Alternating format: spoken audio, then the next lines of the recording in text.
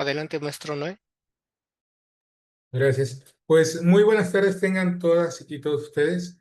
Bienvenidos a la 18ª edición del Congreso Internacional Multidisciplinario y de Investigación de la PES Aragón. El día de hoy seguiremos los trabajos en esta sesión número 7, que se referirá completamente a lo que son las ciencias físico-matemáticas y de las ingenierías. Hago la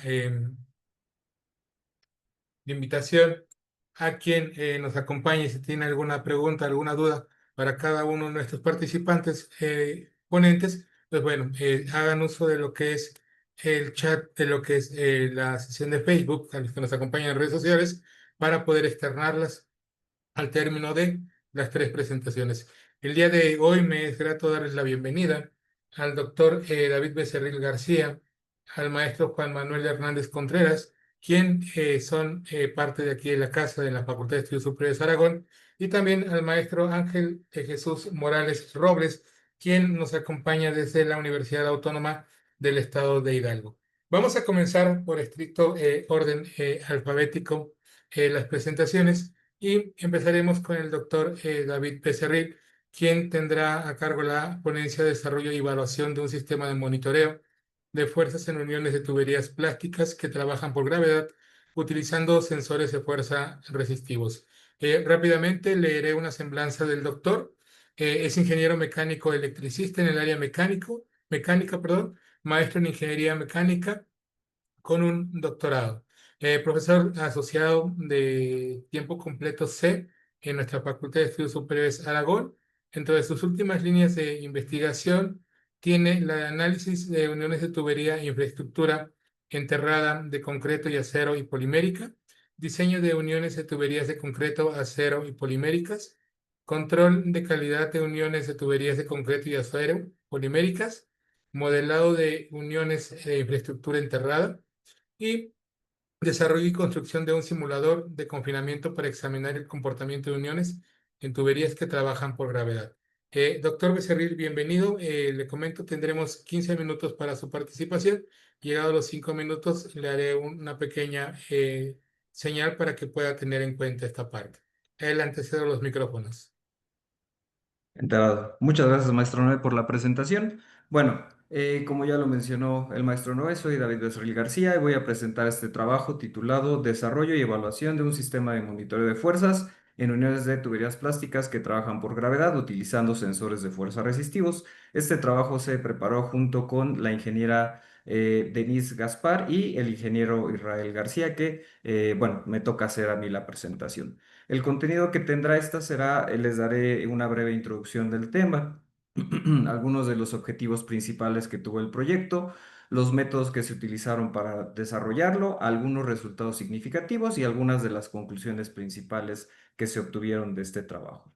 Entonces, a modo de introducción, comentar esta parte, ¿no? Las tuberías, como sabemos en particular, las tuberías enterradas son de gran importancia para la sociedad desde hace mucho tiempo, ¿no? Por ejemplo, las tuberías sirven para distribuir agua potable, para retirar los residuos que generamos en nuestra vida cotidiana, ¿no? Por su funcionamiento, estas tuberías o las tuberías enterradas pueden clasificarse como tuberías que trabajan con presión interna, como es el caso justamente del agua potable, ¿no? En este tipo de tuberías, como su nombre lo indica, el fluido que se conduce se presuriza, por lo que normalmente las tuberías van llenas y a presiones mayores a la presión atmosférica. Por otro lado, tenemos las tuberías que trabajan por gravedad. Ejemplos de estas son las tuberías de drenaje sanitario, de drenaje pluvial, de conductos carreteros. En este caso, como su nombre lo indica también, el fluido es conducido por gravedad, tienen una pequeña inclinación y con eso se conduce el fluido. Estas son las tuberías en las que me enfocaré en esta plática y bueno, en este tipo de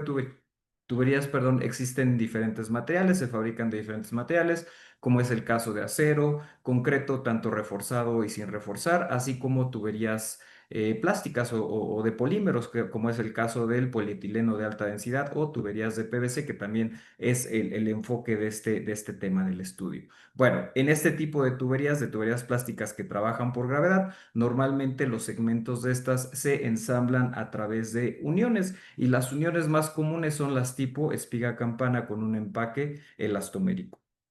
Aquí en la figura les muestro del lado izquierdo una tubería de polietileno de alta densidad con este tipo de unión y del lado derecho un esquema de una tubería de PVC con el mismo tipo de unión. Como se puede notar en estas imágenes, aunque son para la misma aplicación y el mismo tipo de unión, la configuración es significativamente diferente. ¿Por qué es importante estudiar las uniones? Porque cuando estas fallan, se pueden presentar distintos problemas. Lo primero es infiltración y exfiltración de fluidos, ¿no? Esto puede generar contaminación del suelo, de mantos freáticos, puede generar pérdidas de los fluidos, que en algunos casos son un recurso importante, y esto puede provocar erosión del suelo y eventualmente situaciones como los socavones, ¿no? Que, por ejemplo, aquí esta foto es de hace un par de semanas de un socavón que se formó en una avenida muy importante en la Ciudad de México. Entonces, eso es parte de la relevancia. Aquí en la FES Aragón hemos hecho justamente algunos estudios para entender mejor el comportamiento de estas, ¿no? Entonces hemos examinado condiciones de carga que generan fuga justamente en tuberías de polietileno de alta densidad y de PVC como se muestran en las imágenes. Como les mencionaba, al tener distintas configuraciones y diferentes geometrías, las cargas son diferentes y fallan de manera diferente. Pero de manera básica, la fuga comenzará en las regiones donde se pierda el contacto entre el empaque y la espiga o la campana. Aquí depende de la configuración, por eso esa aclaración. Entonces, con esto en mente, se planteó este objetivo de desarrollar un sistema de monitoreo de esas fuerzas justamente en este tipo de uniones utilizando sensores de fuerza resistivos, que ahorita platicaré de ellos. Y como objetivos secundarios fue desarrollar el circuito para poder medir estos sensores, así como diseñar y construir un marco para poder realizar la inserción de las uniones o de las juntas de manera controlada y así poder verificar el funcionamiento de dichos sensores. Entonces, los sensores que se seleccionan, como les mencionaba, son sensores de fuerza resistivos, en este caso de la marca FlexiForce, con el modelo que se muestra ahí. Les presento algunas de las características que tienen estos sensores, pero la que quiero resaltar es el espesor. Son sensores muy delgados, de solo 0.2 milímetros de espesor, lo cual es conveniente para que no interfieran con el desempeño de la unión justamente, ¿no? Como les comentaba, bueno, se tuvo que construir un circuito siguiendo las recomendaciones del fabricante del sensor, pero tuvo que hacerse modificaciones porque algunos de los elementos que recomendaban no pudieron adquirirse y además se construyó el sensor para poder medir 4 canales de manera simultánea, así como unos potenciómetros que permitían variar la sensibilidad. Bueno, lo primero que se hizo fue calibrar esos sensores. Para esto se utilizó la prensa que se muestra en la imagen, los sensores se colocaron ahí y se aplicó esa carga controlada. En la parte de abajo se colocó una celda de carga, la cual nos permitió justamente medir la carga que se estaba aplicando. Cada sensor se tuvo que calibrar de manera individual porque así lo recomendaba el fabricante, ya que puede haber pequeñas variaciones. Por otro lado, se calibraron entre diferentes superficies. De la misma manera, fue por recomendación del fabricante, ya que este indica que puede variar su medición según las superficies entre las que se encuentre. En este caso fue polietileno y caucho y PVC y caucho. De la misma manera, se evaluaron dos configuraciones del circuito con dos modificaciones de los potenciómetros de referencia que tiene. En resumidas cuentas, a mayor resistencia disminuía el rango de medición, pero mejoraba la precisión. Entonces, bueno, aquí les muestro un ejemplo de los resultados de calibración. Como pueden ver, son casi lineales, no completamente, pero se pueden aproximar linealmente. Algo que fue interesante fue que sí existió una variación entre las superficies que se examinaron, es decir, en la superficie de polietileno se encontró que medían entre 10 y 20% menor que en la superficie de PVC. Bueno, estos resultados de calibración se utilizaron después para generar ecuaciones de calibración y así poder calcular la fuerza directamente que se generaba en los sensores. Una vez calibrados, los sensores se montaron en dos tuberías diferentes, del lado izquierdo en una tubería de PVC y del lado derecho en una tubería de polietileno. En este caso se espaciaron 90 grados entre sí en las 4 posiciones que se muestran en la figura de arriba del lado derecho, es decir, si fuera un reloj a las 12, a las 3, a las 6 y a las 9. Como les mencionaba, son configuraciones diferentes. Para el caso del PVC se montaron en la espiga, mientras que para el tubo de polietileno se montaron en la campana debido a estas diferencias. Una vez instrumentadas las tuberías, se realizó el proceso de inserción con el marco que se diseñó justamente para ese proceso, el cual se muestra en ambas figuras, se ve mejor en la figura del lado derecho. Para esto, primero se lubricaron las uniones, se activó un gato de tornillo, el cual tenía una celda de carga también montada para realizar la inserción justamente y durante la prueba de inserción se midió justamente la fuerza y el desplazamiento de inserción. Ahí se muestran los componentes principales de este sistema. Debido a que la carrera del gato de tornillo era pequeña, tuvieron que utilizarse algunas extensiones. Aquí les presento algunos resultados de esas pruebas de inserción. Primero para la tubería de PVC. Como pueden darse cuenta, la fuerza máxima fue de alrededor de 720 newtons a una distancia aproximada de inserción de 56 milímetros. Esta se dio justamente cuando el empaque superó la espiga en la unión. Después, como pueden ver, la fuerza empieza a disminuir hasta el final de la inserción, que vuelve a aumentar, indicando que se llegó al tope de la inserción. De esta misma prueba les muestro los resultados justamente ya de los sensores de fuerza resistivos que estaban midiendo la fuerza entre los componentes para una configuración de 75 kiloohms. Como pueden ver, la fuerza máxima fue de alrededor de 13 kilogramos fuerza y se presentó en el sensor 2 que estaba en la parte de arriba. Por otro lado, los otros sensores marcaron lecturas un poquito menores. Esa variación se asocia principalmente a variaciones en las geometrías de los componentes de la unión. Ahora les presento resultados del polietileno de alta densidad. De la misma manera, aquí es primero la gráfica fuerza contra desplazamiento. Como se pueden dar cuenta, la fuerza fue mucho mayor, de un nivel de 2080 newtons aproximadamente a una distancia de 16 milímetros. Aquí, debido a la fuerza, se generó una inestabilidad durante la inserción, la cual tuvo que ser controlada con unas abrazaderas que se mostraban por ahí en las figuras. De la misma manera, esta fuerza aumentó hasta que el empaque superó la campana y ya se realizó la inserción. Después la carga baja hasta que al final, de nueva cuenta, se incrementa esa fuerza. Aquí les muestro los resultados para el polietileno, para la unión de polietileno de los sensores de fuerza resistivos. De nueva cuenta, el sensor 2 colocado en la parte de arriba fue el que registró la fuerza más alta, en este caso de 10 kilogramos fuerza, mientras que los otros tuvieron fuerzas menores. De nueva cuenta, esta variación se asocia a las variaciones que tienen los componentes de la unión, aunque aquí esta variación fue mucho mayor. Se realizaron otras pruebas adicionales para evaluar, por ejemplo, el comportamiento viscoelástico. Por lo tanto, se hicieron pruebas de tiempo. Para el PVC no se notó ninguna afectación en las fuerzas. Sin embargo, para el polietileno sí se notó el efecto de este comportamiento, dado que las fuerzas entre los componentes de la unión disminuyó. Por otro lado, se realizaron también pruebas de desenergización y de desconexión. La finalidad de estas pruebas era justamente que durante un experimento, durante un monitoreo, puede ser que se pierda la energía en el sistema o que se tengan que desconectar para colocar. Entonces se hicieron estas pruebas para ver si eso tenía algún efecto y se encontró que no se tuvo ningún efecto significativo en las mediciones. Bueno, para concluir, bueno, estas son algunas de las conclusiones a las que se llegó. Para empezar, la respuesta de los sensores, como vimos, como les platicaba, sí fue distinta entre los materiales, por lo cual es importante hacer una calibración individual. Por otro lado, se diseñó y construyó un marco el cual sirvió para realizar ese proceso de inserción de manera controlada y verificar que los sensores efectivamente medían de manera adecuada.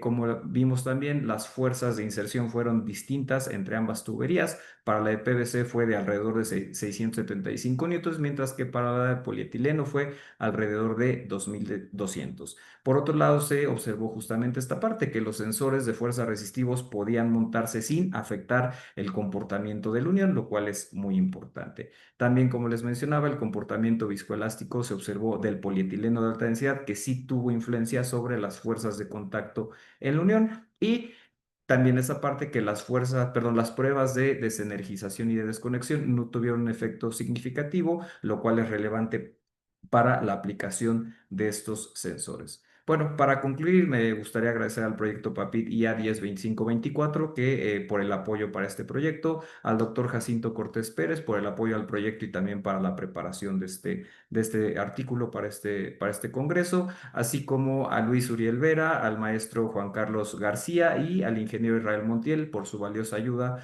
para el desarrollo de los sensores del sistema de adquisición de datos. Y por último, a la FES Aragón y al Centro Tecnológico Aragón, también por su apoyo para la realización de este proyecto. Bueno, las preguntas serán hasta el último, pero aquí estaré por si existiera alguna. Muchas gracias por su atención. Muchísimas gracias, doctor Becerril. Mientras me apoyan colocando la siguiente presentación, leeré rápidamente una breve semblanza del maestro Juan Manuel Hernández Contreras, quien nos expondrá la propuesta de un toldo retráctil automático activado por lluvia. Es ingeniero eléctrico electrónico en el área electrónica y maestro en ciencias de la computación, profesor de asignatura ordinario A desde el 8 de agosto del 2016, adscrito aquí a la Facultad de Estudios Superiores de Aragón en la División de las Ciencias Físico-Matemáticas y las Ingenierías.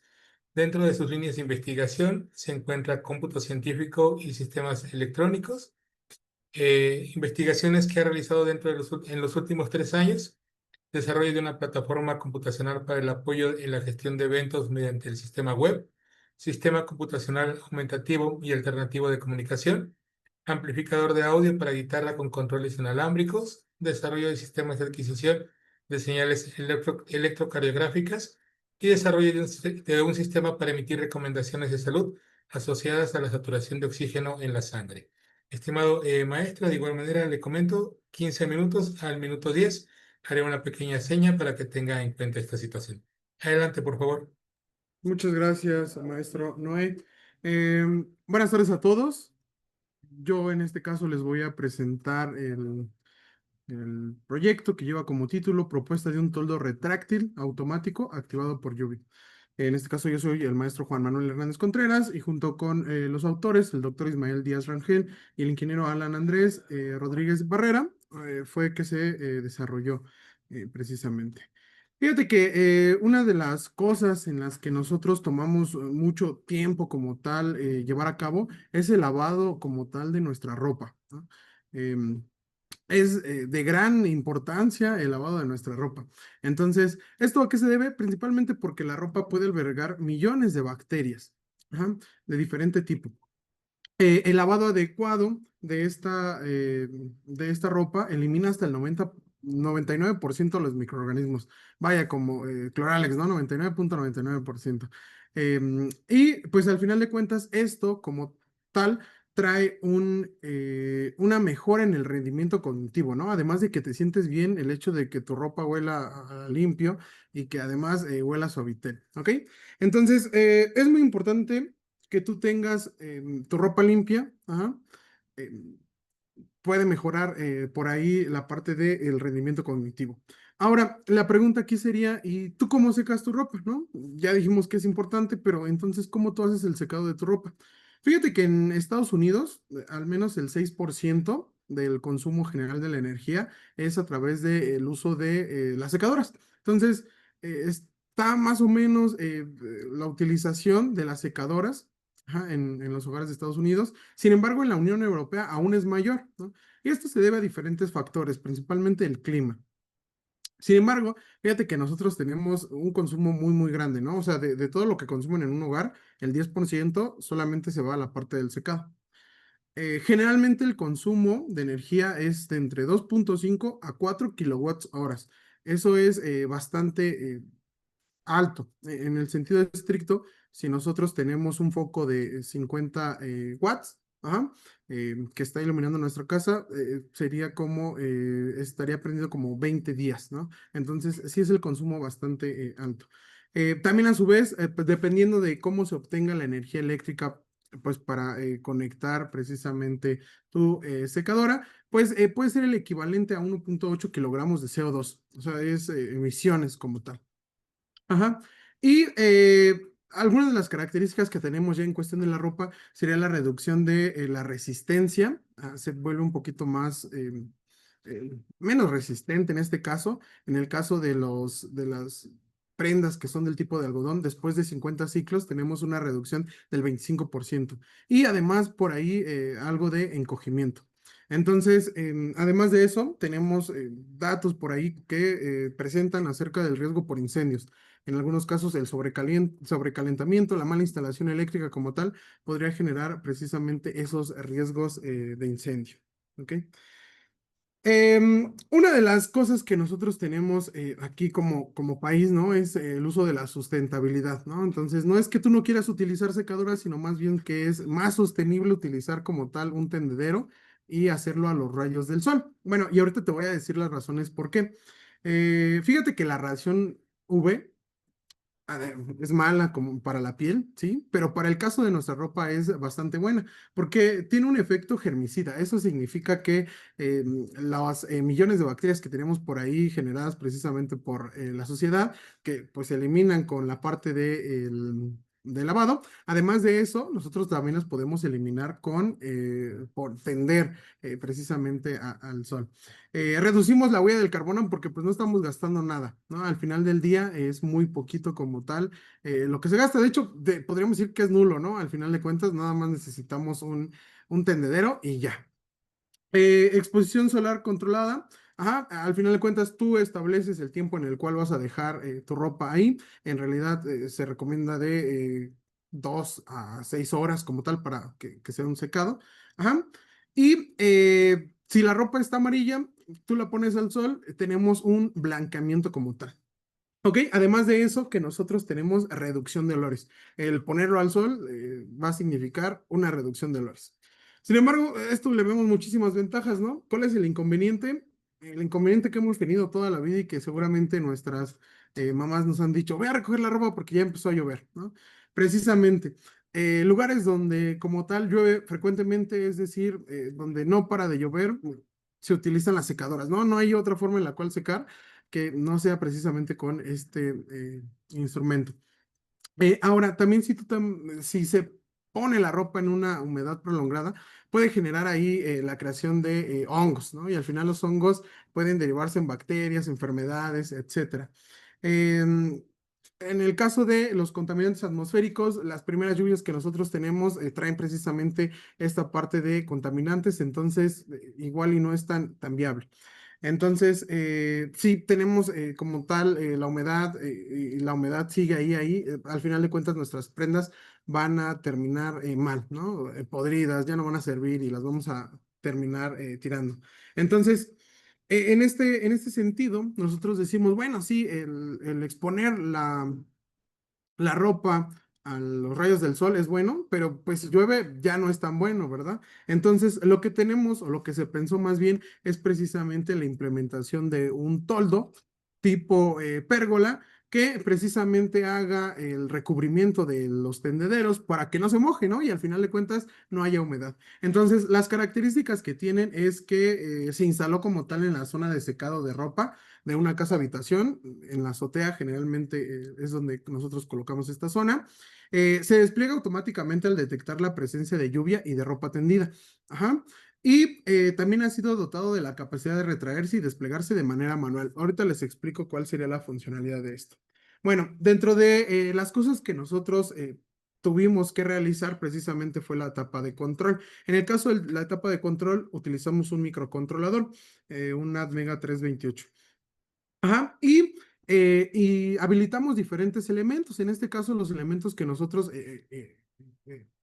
pusimos fueron los botones. ¿Ok? Botón de apertura, botón de cierre, precisamente para hacer los controles. Ajá, botón de paro, tanto de apertura como de cierre, para que detecte cuándo debe de dejar de cerrar y cuándo debe de dejar de abrir. Y el caso del selector de modo. Implementamos por ahí un modo que era el automático, precisamente para que lo detecte y lo cierre en automático. Y otro para que si tú lo quieres cerrar y abrir en el momento que tú quieras, pues lo hagas. ¿Ok? Esto con fines más que sociales, ¿no? Si tienes una reunión, pues evidentemente no quieres que te dé el sol o no vas a estar en una reunión abajo del sol a menos que estés en la playa. ¿Sí? Entonces, esa es la funcionalidad del selector de modo. Además de eso, pues se incorporaron los sensores, un sensor de ropa, ajá, y el sensor de lluvia. ¿Ok? Y la etapa de potencia, ¿no? Al final de cuentas, el microcontrolador necesitamos mandar una señal para que precisamente el motor empiece a desplegar esa pérgola. Entonces, dentro de los indicadores que nosotros tenemos de forma visual, además de la pérgola que se mueve, pues tenemos LEDs que nos van a indicar cuándo se hace la apertura, ajá, y cuándo se hace el cierre, dependiendo de los colores del LED. ¿Ok? Bien.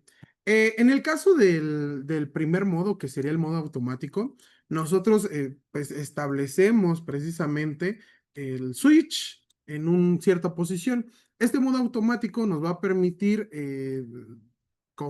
dejar que nuestro sistema sí, funcione, ajá, y pues que esté detectando diferentes variables. La primera variable es precisamente la de si está lloviendo o no está lloviendo.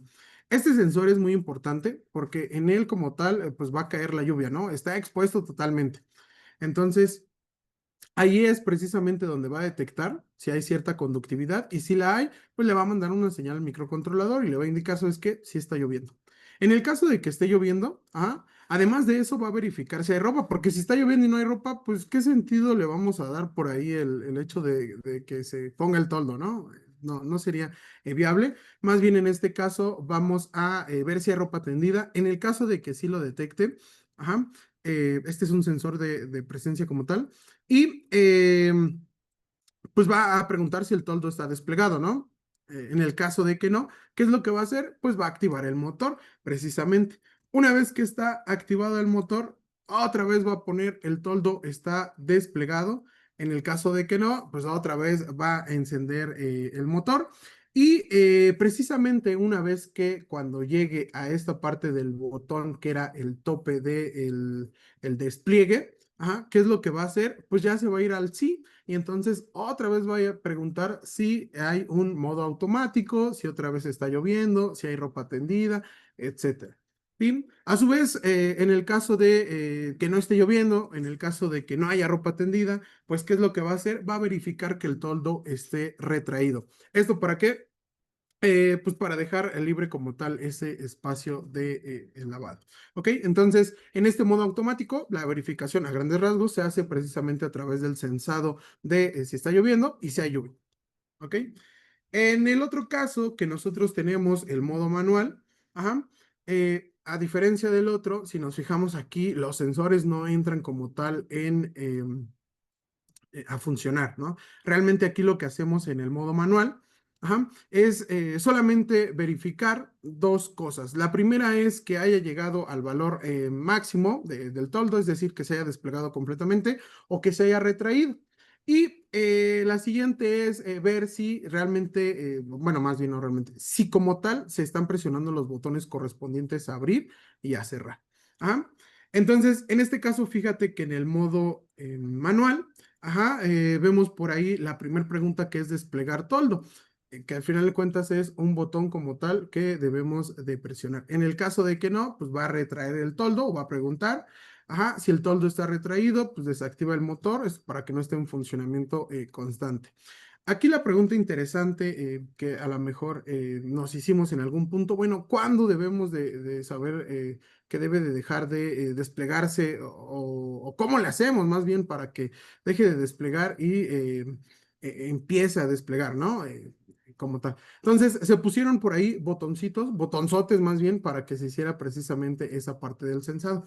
Cinco Ajá, entonces, minutos, maestro. gracias. Entonces, esa parte de el despliegue total y la parte de la retracción, pues lo hacemos a través de botones. ¿Ok? Entonces, por aquí tenemos la parte del modo manual.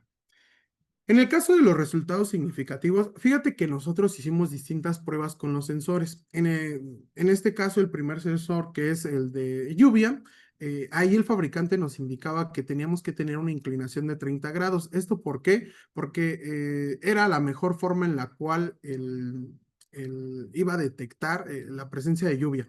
Y además de eso, se hicieron como tal pruebas en cuestión de la placa energizada para verificar si realmente sí había evaporación de la parte de la lluvia y también conectando el módulo. Del lado izquierdo tenemos la parte sin energizar y nos vemos que dentro de una habitación, en un cuarto, tardaba más o menos como 5 minutos, en promedio, 5 minutos y cuarto, en realizarse por ahí toda la parte de la lluvia, ¿no? Y en caso de la intemperie, ajá, pues tomaba un poquito menos, ¿no? Rondando a los 5 minutos, 15 segundos menos.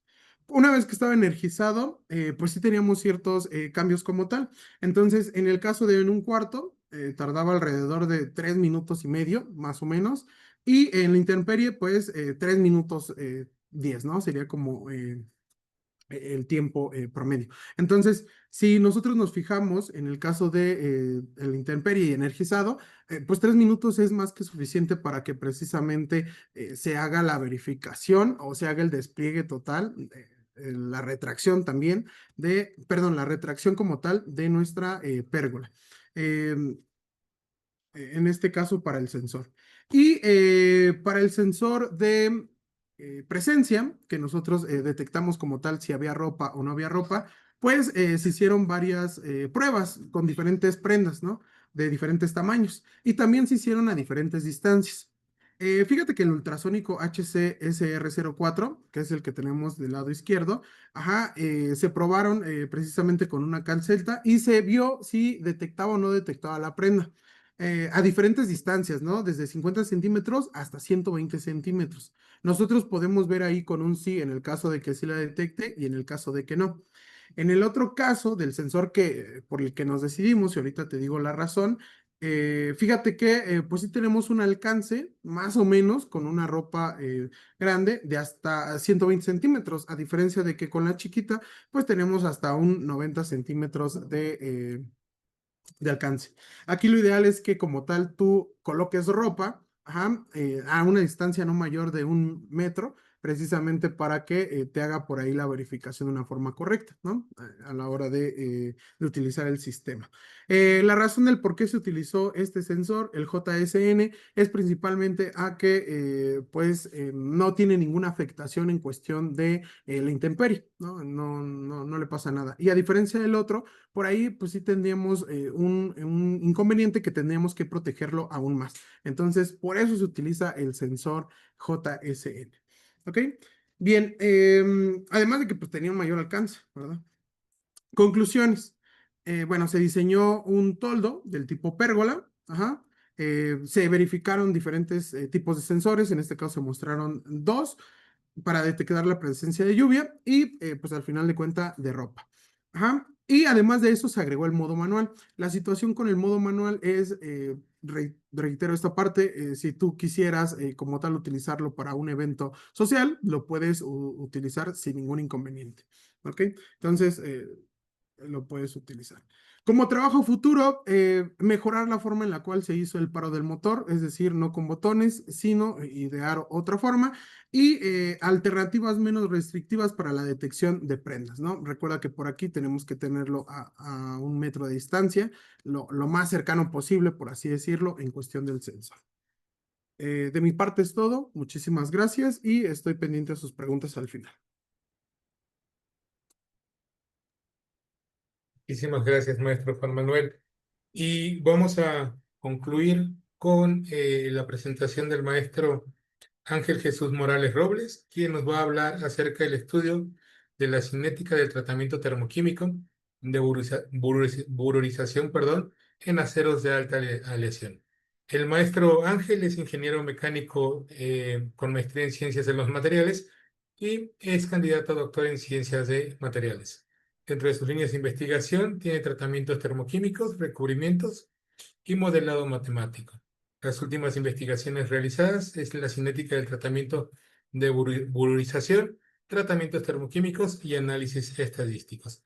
Maestro Ángel Jesús, la misma dinámica para usted. A los 10 minutos haré una pequeña señal para que vaya tomando en cuenta los tiempos. Adelante, maestro. Muchas gracias por la presentación, maestro Noé. Bueno, como bien lo presentó el maestro, voy a hablar sobre los avances de mi tesis doctoral, que es del doctorado en Ciencias de los Materiales que estoy cursando en la Universidad Autónoma del Estado de Hidalgo. Hoy estoy representando al doctor Martín Ortiz Domínguez y al doctor Edgar Cardoso Legorret.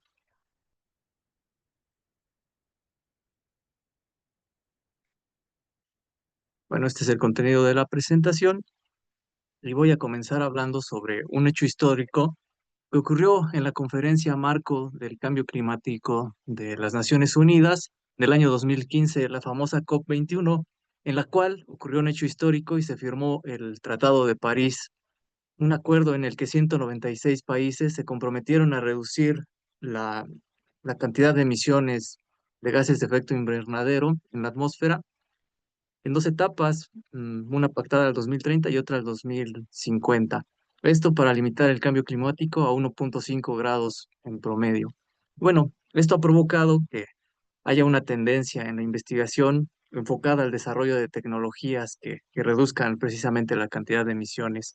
Y aquí les presento un trabajo importante publicado en el año 2017, en el cual nos hablan de la influencia de la tribología en el consumo mundial de energía, en los costos y en las emisiones. En este trabajo hacen un estudio y nos hablan que el consumo total de energía de ese año fue de 396 exajoules. Esto, bueno, restando la energía utilizada por la industria energética y por el transporte de energía.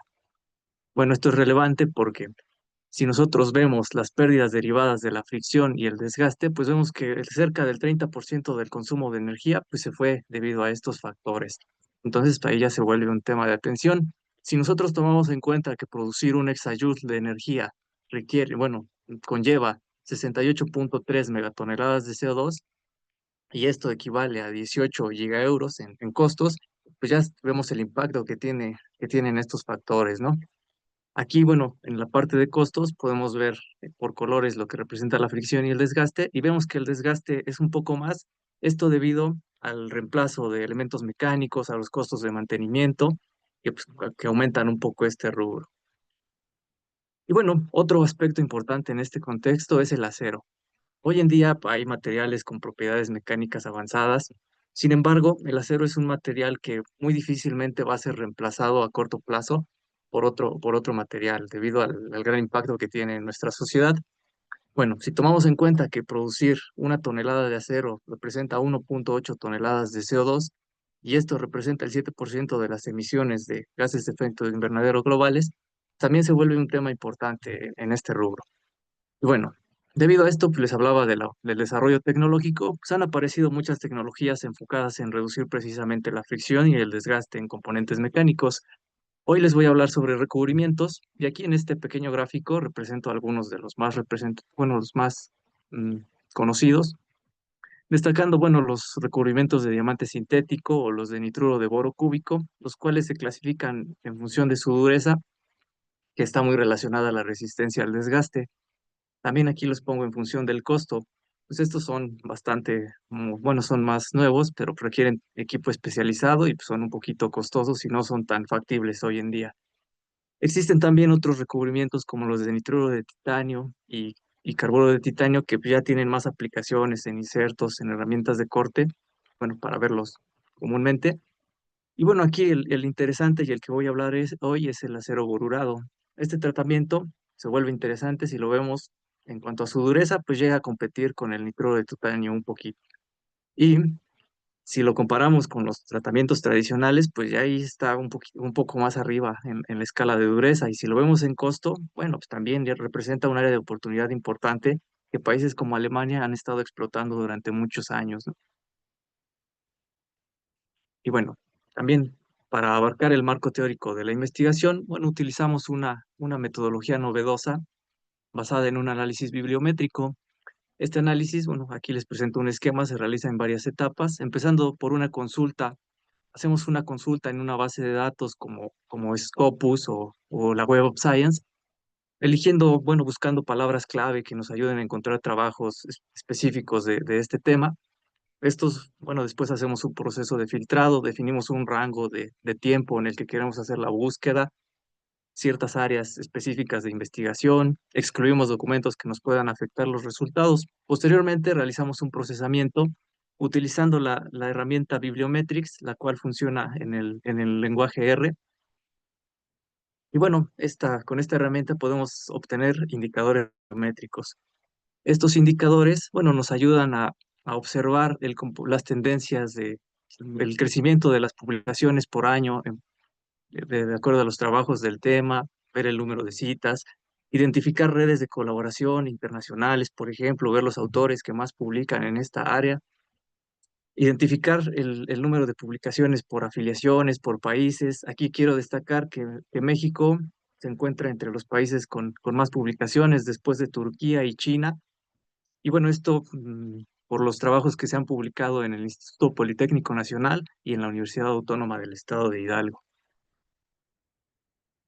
Bueno, ahora para hablar del tratamiento de borurización a escala de investigación, pues se realiza de forma sencilla. Nosotros tenemos un contenedor, lo llenamos de un agente borurante en polvo y colocamos la pieza a la que le vamos a aplicar el tratamiento. Este contenedor se eleva desde la temperatura ambiente a una temperatura superior a los 800 grados y se deja cierto tiempo de tratamiento. Después de este, pues se eleva la dureza superficial, se mejora la resistencia al desgaste, se aumenta la resistencia a la corrosión y se reduce el coeficiente de difusión. Bueno, a escala, aquí en la imagen les presento más o menos algo de lo que ocurre durante el tratamiento. Primero, pues tenemos un sustrato que está en contacto con el polvo y le estamos aplicando energía térmica. Se activan una serie de reacciones que provocan la liberación de iones de boro, los cuales son atraídos por los electrones libres del enlace metálico, son absorbidos en la superficie del sustrato y debido a la diferencia de potencial y a la energía térmica difunden dentro del sustrato que debido a la temperatura se encuentra en fase austenítica. Esta difusión provoca un cambio de fase y la formación de un boruro de hierro con fase tetragonal. Si el potencial químico es muy alto o el material tiene alto contenido de elementos aleantes, se forma una segunda fase que cambia a una estructura ortorrómbica. A escala microscópica, bueno, lo podemos ver acá abajo. Lo primero que ocurre es la formación de una capa primitiva. Esto ocurre durante un tiempo de incubación. Una vez pasado ese tiempo de incubación, comienza el crecimiento de la fase F2B con una capa con una estructura tipo dientes de sierra o aserrada. Les hablaba, si es un material con alto contenido de elementos aleantes, se forma una segunda fase que difunde sobre la primera y siguiendo el tiempo de incubación. Bueno, en este trabajo estudiamos la cinética de crecimiento, la cual esta capa obedece una ley de crecimiento matemática que se conoce como ley de crecimiento parabólico. Nosotros pasamos de esta ecuación experimental a un modelo de difusión en el cual calculamos los coeficientes de difusión y evaluamos la influencia que tiene la temperatura en el crecimiento de la capa. Esto se complica cuando modelamos la segunda capa, pues ya que tenemos un sistema de ecuaciones con varias incógnitas y pues resolverlo ya está un poco más complicado. Pero bueno, para resolverlo planteamos dos ecuaciones de balance de masa en las interfaces, en la F2B sustrato y en la interfaz entre la fase FB y la F2B. Estas basadas en la primera ley de Fick. Para resolverlas, bueno, tenemos que encontrar un perfil de concentración resolviendo la segunda ley de Fick, y esto lo hicimos por el caso estacionario, sin considerar la dependencia del tiempo, y por la solución exacta que sí contempla la dependencia del tiempo. Para el caso estacionario lo pudimos resolver de forma algebraica y obtuvimos dos expresiones que nos representan dos constantes adimensionales, las cuales son el resultado y son importantes para obtener el modelo matemático. Aquí el problema es que para resolverlas necesitamos datos experimentales, no las podemos resolver directamente. Bueno, en el caso del modelo exacto se complica un poco más porque las ecuaciones son más complejas y para resolverlas se requiere de un método numérico. Y de igual manera de datos experimentales. Bueno, para obtener estos datos propusimos un diseño de experimento en el que analizamos diferentes aleaciones, analizamos las aleaciones ICE 304, 420 y H13 y en temperaturas, bueno, en 4 diferentes temperaturas y 4 tiempos. Para este proceso cortamos algunas muestras en cubos de aproximadamente 1 centímetro, los llevamos a cabo al tratamiento, posteriormente realizamos una preparación metalográfica y obtuvimos imágenes de los perfiles de crecimiento de las capas. Aquí en las micrografías obtenidas por microscopía electrónica de barrido podemos observar la formación de la fase FEB en un color un poco más oscuro y la FE2B en un color más claro. Vemos cómo a medida que aumenta el tiempo de tratamiento, aumenta el espesor de capa, y esto igual ocurre con la temperatura. Es importante controlar el espesor, ya que está muy relacionado a las propiedades mecánicas del recubrimiento y al desempeño tribológico que va a tener este, en una aplicación ya real. Y bueno, aquí los resultados de las aleaciones que les mencionaba. Bueno, a partir de estas micrografías nosotros podemos medir los espesores de capa, midiendo la altura promedio de los picos de esta morfología y obteniendo un espesor promedio. Este espesor promedio es el que vamos a utilizar para resolver las ecuaciones. Aquí les presento los resultados de las diferentes aleaciones. Aquí, bueno, en la gráfica está agrupado por temperaturas y por diferente color para cada uno de los tiempos. Y vemos cómo hay una variación en el espesor de capa en función de los elementos de aleación. Es algo que estamos estudiando. Posteriormente, bueno, sigue la etapa de simulación. Es aquí importante el cómputo de estos modelos. Bueno, este se basa en la ley de crecimiento parabólico.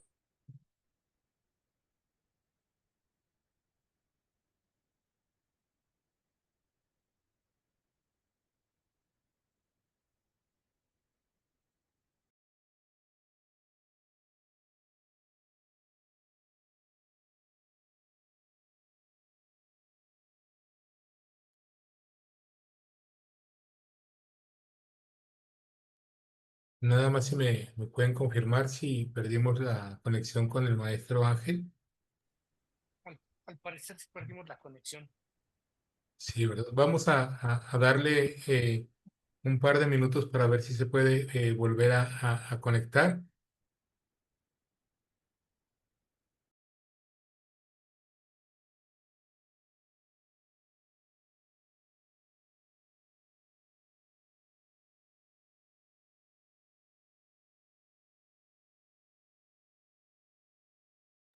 Mientras se conecta, doctor Becerril, ¿quisiera hacer algún comentario adicional a su participación?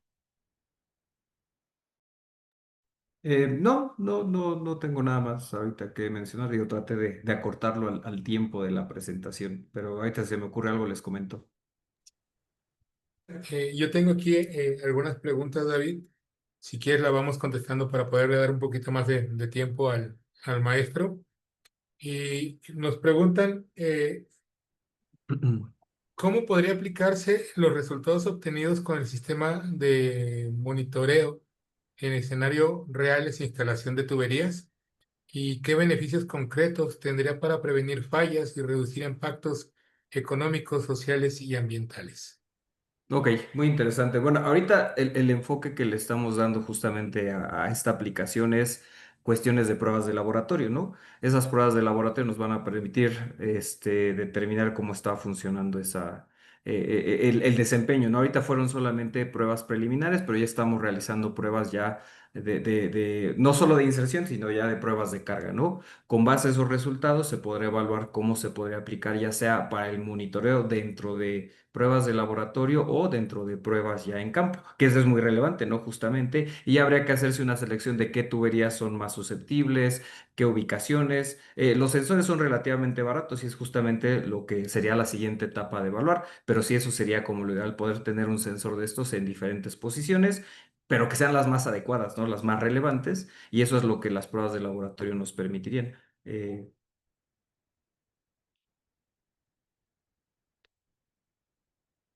Está tu micrófono apagado, Noé. Muchas gracias, maestro, doctor Becerril. Maestro Ángel, Sí, hola, hola, doctor. Buen maestro, disculpe. Tuve un problema con la energía. no, no te preocupes, tú dime si estamos en posibilidad de continuar. Sí, me gustaría, si me lo permite. Adelante, hasta este momento te restan 5 minutos. Entonces, digo, conectamos y yo empiezo a platicar. Sí, perfecto. Ahí pueden ver mi presentación. Adelante, maestro. Ok. Bueno, estaba hablando de la parte del cómputo. Bueno, este es un tema interesante, es importante, lo voy a explicar de forma rápida. Bueno, nosotros analizamos los datos experimentales mediante métodos numéricos, obtenemos los datos necesarios para poder resolver nuestras ecuaciones. Y bueno, lo primero que calculamos son las constantes epsilon, y de ahí obtenemos los coeficientes de difusión, y a partir de la forma logarítmica de la relación de Arrhenius, podemos resolver nuestro modelo y obtener parámetros como la energía de activación, el coeficiente preexponencial y los tiempos de incubación de cada fase. Aquí les presento los resultados que obtuve a partir de ese cómputo y bueno, un- algo importante es identificar la influencia que tienen los elementos de aleación en estos parámetros de del modelo de difusión. Podemos ver qué ocurre con la energía de activación, con el coeficiente preexponencial y con el tiempo de incubación. Una de las aportaciones más importantes de este trabajo está en las constantes. Si ustedes pueden observar la gráfica, mm, obtenemos valores muy similares para las constantes correspondientes a cada fase. Y esto es una aportación grandísima, ya que si alguien quisiera replicar esta metodología y este trabajo, pues ya no tendría que hacer todo el cómputo que les mencioné en un principio, ¿no? Tendría que solo que evaluar estas constantes y poder calcular los parámetros de su modelo de difusión. Y así, bueno, calcular los parámetros para otro tipo de aleaciones.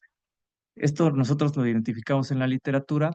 Los modelos que existen, pues es muy difícil replicarlos, aún aún hacer la réplica y obtener los mismos resultados debido a la gran cantidad de parámetros que incluyen las ecuaciones. Entonces, si nos llegamos a equivocar en alguno o el cómputo sale diferente, pues llegamos a resultados que pueden variar muchísimo y ahí pues tenemos un problema. Entonces, ahí la importancia de tener constantes que pues nos eviten esa parte, ¿no? Y estandarizar este proceso. Como complemento al modelo de difusión, bueno, proponemos un análisis estadístico en el cual nosotros procesamos los datos para los espesores de capa para cada una de las fases mediante un análisis ANOVA. En este, en un principio podemos obtener modelos matemáticos que describen el espesor en función tanto del tiempo y la temperatura. Y además de esto, podemos evaluar la contribución que tiene cada uno de los factores en el espesor de capa, por ejemplo, el tiempo y la temperatura. Esto ya en una aplicación industrial es bastante relevante, ya que pues ahí nos importa mucho el consumo energético. Y bueno, aquí podríamos nosotros darnos idea de qué parámetro nos conviene variar para obtener algún tipo de espesor determinado.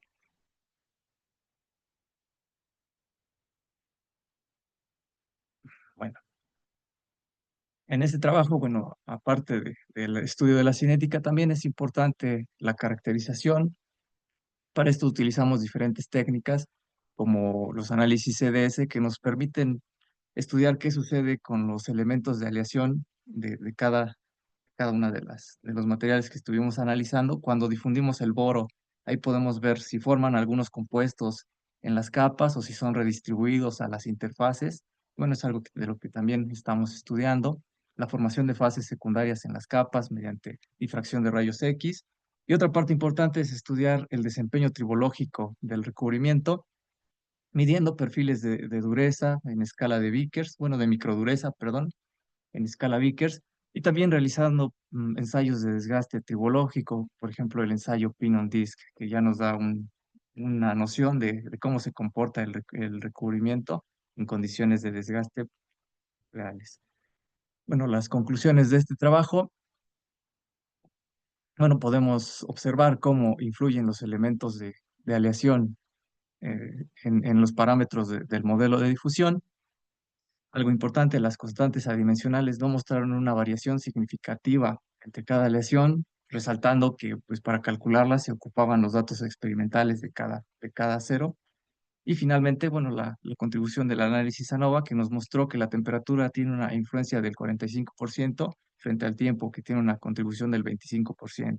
Y los elementos de aleación, una contribución del 17%. Y también calculamos el impacto que tiene el error el error en la medición del espesor con un 14%. Bueno, les presento algunos de los trabajos publicados sobre el tema, las referencias utilizadas en este trabajo, y bueno, les agradezco su atención.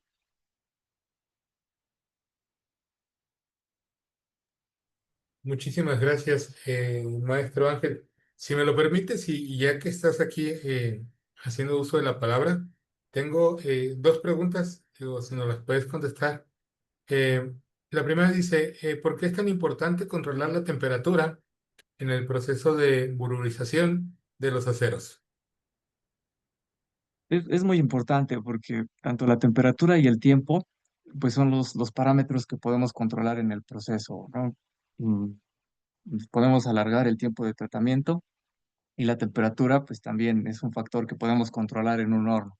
Es importante que la temperatura esté arriba la temperatura austenítica y que pues no sobrepase, no sobrepasemos la temperatura de fusión del material. Entonces podemos trabajar en ese rango de temperatura y pues les hablaba de la eficiencia energética.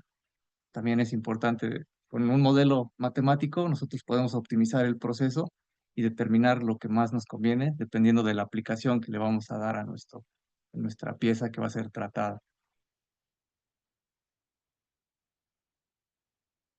Por ahí creo que no lo escucho, maestro. Te comentaba que es curioso que habláramos de esta parte porque la siguiente pregunta nos comentan, ¿qué aplicaciones prácticas podría tener este proceso en la industria? Bueno, esto tiene muchas aplicaciones. Por ejemplo, en desgaste, nosotros lo hemos estado mm, proponiendo para aceros utilizados en moldes de inyección, que por ahí tienen algunas fibras abrasivas y llegan a desgastar en troqueles, no sé, en poleas. mm, Incluso hemos estado trabajando y bueno, intentando hacer herramientas de corte. Digo, cualquier elemento que esté sometido a desgaste, bueno, todavía no hay un desarrollo tan grande del tema, pero tiene el potencial de aplicación es bastante amplio. Muchísimas gracias, maestro Ángel. Y ya, por último, hay una pregunta para el maestro Juan Manuel y comentan, ¿cuáles fueron los principales retos que enfrentó al momento de integrar la automatización en la pérgola y cómo estos pudiesen influir en la viabilidad de implementarla a gran escala? Bueno, en este caso, sí, uno de los inconvenientes que se presentaron fue precisamente el tiempo de secado del sensor. En un principio, como nos gusta ir rápidamente a la implementación, no verificamos que tenía que estar a 30 grados como tal la parte del sensor. Entonces ahí tardaba un poquito en secarse, ¿no? Entonces ya después que se vio, se analizó esa parte y ya se obtuvo. La otra es que para la implementación de la pérgola ya de forma física en la casa habitación. El inconveniente que se tuvo es que, pues al no, en este caso el alumno que fue el que hizo la implementación en su casa, al no colocar bien el tendedero, ajá, bueno, donde iba como tal la pérgola, lo tiró, ¿no? Terminó caído como tal. Entonces, dentro de la electrónica, pues sí fue un poquito la utilización como tal de los sensados y dentro de lo que no era correspondiente a la electrónica, que fue la parte de la implementación, fue precisamente el montaje como tal. Muchísimas gracias, maestro Juan Manuel. Y pues bueno, hubo algunas otras, pero creo que fueron ya concretadas en lo que nos acaban de contestar. Hice un pequeño resumen de lo que acabamos de ver en estos tres participaciones. En conjunto, estas investigaciones muestran cómo desde distintas ramas de la ingeniería se buscan soluciones prácticas a problemas cotidianos e industriales. La pérgola automatizada propone una alternativa sostenible y saludable para el secado de la ropa, equilibrando higiene y cuidado ambiental. El sistema de monitoreo de uniones espiga campana aporta una herramienta para mejorar la confiabilidad en instalaciones hidráulicas y reducir riesgos económicos y sociales. Y finalmente, el estudio de la valorización en aceros evidencia la importancia del control térmico, que bien lo comentaba el maestro Ángel. Y en los tres casos se refleja el valor de la innovación y el rigor científico como base para generar impactos positivos en la sociedad e industria. Para concluir, agradecemos a todos nuestros ponentes por compartir sus investigaciones, a los asistentes por su participación activa. Los trabajos presentados el día de hoy nos recuerdan cómo la ingeniería a través de la innovación y la investigación aplicada puede generar soluciones concretas que mejoran nuestra vida diaria, optimizan procesos industriales y obviamente cuidan el medio ambiente. Esperamos que estas ideas los inspiren a seguir explorando, aprendiendo, aplicando conocimientos para enfrentar los retos que nos pone nuestra sociedad. Les deseamos mucho éxito a nuestros ponentes en sus proyectos y esperamos verlos pronto en futuros eventos académicos o en la siguiente edición del Congreso. Muchísimas gracias. No sé si quieren hacer algún último comentario ya para cerrar el evento y si no, pues bueno.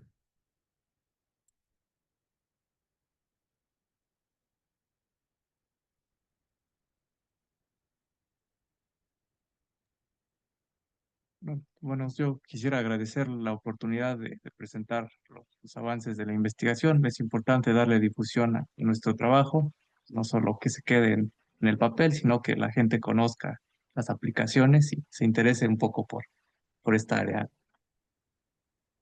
Muchísimas gracias, maestro Ángel. Y muchísimas gracias también al maestro Juan Manuel, al doctor David. Les invitamos a seguir participando en las actividades de este congreso. Y muy buenas tardes y recordemos que por mi raza hablará el espíritu. Muchísimas gracias a los tres.